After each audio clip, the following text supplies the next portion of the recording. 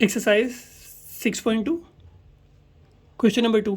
For the following right angle triangle ABC, कौन सा triangle A, B and C, find the trigonometric ratios for which major angle A is 5, तो major angle A 5 है, major angle C is theta.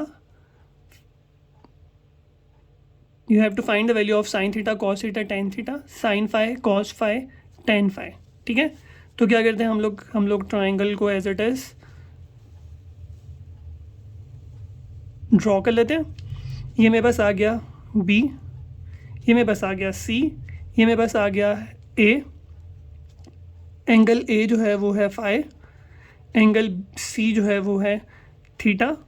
A की opposite side हो गई small a, B के opposite side होगी small b, C के opposite side होगी small c। Done.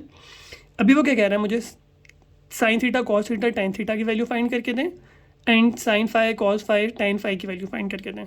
तो हम लोग ये लिख लेते हैं, पहले देख लेते हैं data for theta, for phi. पहले हम लोगों ने थीटा के लिए फाइंड करना है, फिर हम लोगों ने फाई के लिए फाइंड करना है वैल्यूज़। तो अगर मैं थीटा को देखूँ तो फाई इग्नोर करूँगा, थीटा को देखूँ तो थीटा की ऑपोजिट साइड परपेंडिकुलर बन जाएगी जो कि क्या होगी सी। 90 के ऑपोजिट वाली साइड जो है वो बन जाएगी हाइपोटेन्यूस। ऐसे सब्स्टिट्यूट कर देते हैं ताकि आपके लिए इजी हो जाए। परपेंडिकुलर के लिए PERP और हाइपोटेन्यूस के लिए HYP। HYP बन गया B और बेस आ गई मेरे पास BASE। बेस मेरे पास क्या बन जाएगी, वो साइड जिस पे दो एंगल हैं तो वो बन जाएगी A। ठीक है, फिर फाइंड करते हैं फाई के लिए। तो फाई के लिए मेरे पास फर्स्ट वैल्यू क्या आ जाएगी, परपेंडिकुलर। तो परपेंडिकुलर मेरे पास क्या बनेगा, अगर मैं फाई देखूँ, फाई के ऑपोजिट साइड ए है तो परपेंडिकुलर बन जाएगा A। Hypotenuse will remain the same which is opposite to 90 degree, the side opposite to 90 degree which is B। Then अगर मैं बेस देखूँ फाई के हिसाब से तो the side which has to angle is C, तो बेस मेरे पास बन जाएगी C। देन अब देख लेते हैं फाइंड क्या करना है। फर्स्ट पे उसने मुझे बोला साइन थीटा फाइंड करो, सेकंड पे बोला मुझे कॉस थीटा फाइंड करके दें, थर्ड पे मैंने फाइंड करना है टेन थीटा। फिर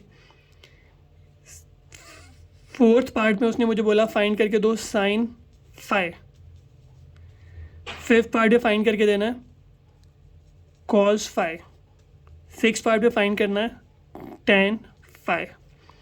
तो वैल्यू सब्स्टिट्यूट करते हैं, क्या बनेगा, साइन की some people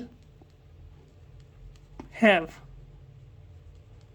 curly brown hair through proper brushing। Done. इसको भी वैसे ही देख लेते हैं। सम पीपल हैव, तो P फॉर परपेंडिकुलर,